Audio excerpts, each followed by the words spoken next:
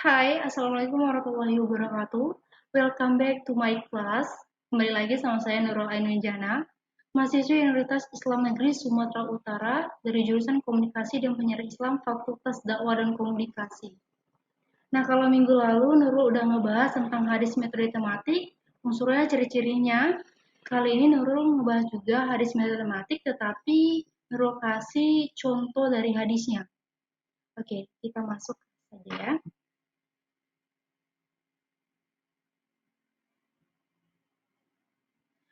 Nah, teman-teman, ada yang masih ingat apa itu hadis metode tematik? Lupa? Oke. Oke, akan Nurul jelasin lagi ya. Kita dari bahas tentang hadisnya dulu. Hadis adalah merujuk kepada perkataan, tindakan, kebiasaan yang diriwayatkan tentang Nabi Muhammad SAW yang menjadi sumber ajaran agama setelah Al-Quran.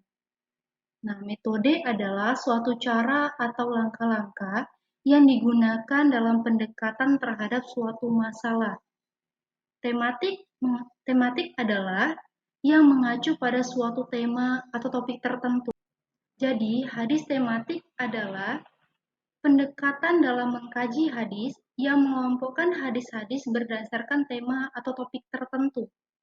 Atau lebih rincinya, hadis metode tematik atau hadis maudhu'i adalah mengumpulkan hadis-hadis yang terpecah dalam kitab hadis yang terkait dengan topik tertentu, kemudian disusun sebab-sebab munculnya dan pemahamannya dengan penjelasan dan pengkajian dalam masalah tertentu. Nah, itu teman-teman pengertian dari hadis metode tematik.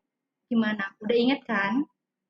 Nah, lanjut kita bahas yaitu unsur-unsur metode tematik. Ada 4 unsur. Unsur pertama, pemilihan tema, yaitu memilih tema atau topik yang relevan dan signifikan untuk dikaji.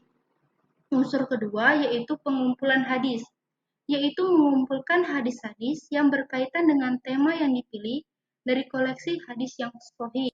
Unsur yang ketiga, yaitu analisis dan klasifikasi, yaitu menganalisis dan mengklasifikasi hadis-hadis berdasarkan subtema atau aspek yang terkait. Yang terakhir, yaitu memilih salah satu atau seluruh aspek ontologi, epistemologi, dan aksiologi yang terkait dengan tema. Nah, itu tadi unsur-unsur dan juga pengertian dari hadis metode tematik. Kita lanjutkan ke contoh hadisnya. Yang pertama ada hadis tentang tablik. Tablik artinya menyampaikan. Kalau dikaitkan dengan dakwah yaitu menyampaikan pesan agama kepada orang lain atau pesan kebenaran. Hadisnya yaitu Bismillahirrahmanirrahim. An Abdullahi bin Amr, anna Nabiya sallallahu alaihi wasallam qala, baliyu ani walau ayatan wahaditu an bani Israel walahar roja. Wa man kazzaba alayya mutakamidan fal yutabakau ma qaddahu min nar. Artinya, dari Abdullah ibnu Amr bahwa Nabi Muhammad SAW bersabda, sampaikan dariku sekalipun satu ayat dan ceritakanlah apa yang kalian dengar dari Bani Israel dan itu tidak berdosa. Dan barang siapa yang berdusta atas namaku dengan sengaja, maka bersiap-siaplah menempati tempat duduknya di neraka. Nah, jadi hadis ini menggarisbawahi pentingnya menyampaikan dan menyebarkan agama Islam kepada orang lain. Meskipun seseorang hanya mampu menyampaikan satu ayat atau satu petunjuk kecil tentang Islam, tetapi tetap disarankan untuk berbagi pengetahuan dan kebenaran agama kepada orang lain. Kita lanjut hadis yang kedua yaitu tentang nasihat. Bismillahirrahmanirrahim. An Abi Ruqayyati Tamim bin Aus Ad-Dari radhiyallahu anhu anna Nabiyya sallallahu alaihi wasallam qala ad-dinu an-nasiha. Kulna liman kulna iman qala lillahi wal kitabi wal rusuli wa al-limati al-muslimina wal ammatihim, rawahul Muslim, yang artinya dari Abu Ruqayyah Tamim bin Aus Ad-Dari radhiyallahu anhu, Ia berkata bahwa Nabi Muhammad SAW bersabda, agama adalah nasihat. Kami bertanya, untuk siapa? Beliau menjawab, bagi Allah, bagi kitabnya, bagi Rasulnya, bagi pemimpin-pemimpin kaum muslimin, serta bagi umat Islam umumnya. Hadis riwayat Muslim. Jadi hadis ini menegaskan bahwa dalam agama Islam, nasihat adalah hal yang penting. Setiap muslim berhak menerima nasihat yang baik dari sesama muslim. Hal ini menunjukkan pentingnya saling membantu dan memberikan nasihat yang baik dalam menjalankan agama dan kehidupan sehari-hari. Kita lanjut hadis yang ketiga, yaitu tentang etika berdakwah. Bismillahirrahmanirrahim.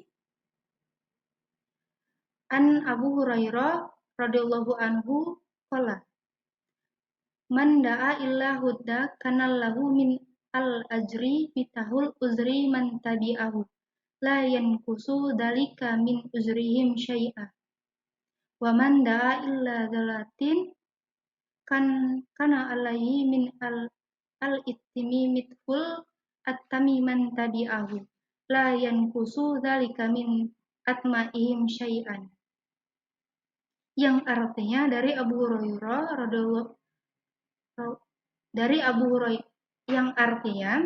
Abu Hurairah Rasulullah SAW bersabda, siapapun yang mengajak kepada petunjuk, maka baginya pahala yang sama dengan pahala yang mengikutinya, tanpa mengurangi pahala mereka sedikit pun. Dan siapapun yang mengajak kepada kesesatan, maka baginya dosa sebesar dosa orang yang mengikutinya tanpa mengurangi dosanya sedikit pun. Hadis riwayat Muslim. Jadi hadis ini menegaskan pentingnya etika dalam dakwah.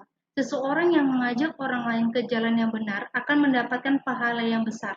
Sementara seseorang yang mengajak orang lain ke jalan yang sesat akan mendapatkan dosa yang besar. Oleh karena itu, dalam menyebarkan agama Islam, penting untuk mengikuti petunjuk yang benar dan menghindari kesesatan. Kita lanjut hadis yang keempat, yaitu tentang ciri-ciri orang munafik. Bismillahirrahmanirrahim. Sami'tu Rasulullah sallallahu alaihi wasallam yaqulu ayyatu munafiki salasa ija hadasa kadzaba wa ija wa'adda akhlafa wa ija utumin khon, yang artinya Rasulullah SAW bersabda, tanda-tanda orang munafik ada 3. Ketika berbicara ia berbohong, ketika berjanji ia mengingkari, dan ketika dipercaya ia berkhianat. Hadis riwayat Bukhari dan Muslim. Jadi hadis ini menjelaskan 3 ciri-ciri orang yang munafik.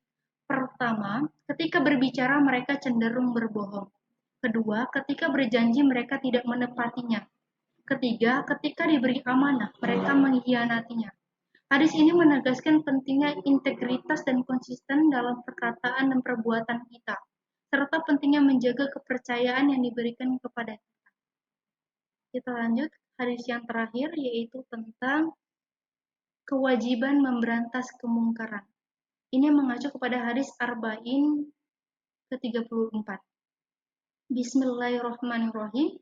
An Abi Sa'id Al-Khudri radhiyallahu anhu qala sami'tu Rasulullah sallallahu alaihi wasallam yaqulu man ra'a minkum munkaran fal yukhairu bi yadihi fa illam yastati fabilisani fa illam yastati fabi qalbihi wa dzalika an-afu al-iman, rawahul Muslim. Yang artinya dari Abu Sa'id Al-Khudri radhiyallahu anhu, ia berkata, aku mendengar Rasulullah SAW bersabda, barang siapa di antara kalian melihat suatu kemungkaran, hendaklah ia mengubah dengan tangannya. Jika tidak mampu, maka dengan lisannya. Jika ia masih tidak mampu, maka dengan hatinya. Dan itu adalah selemah-lemahnya iman. Hadis riwayat Muslim.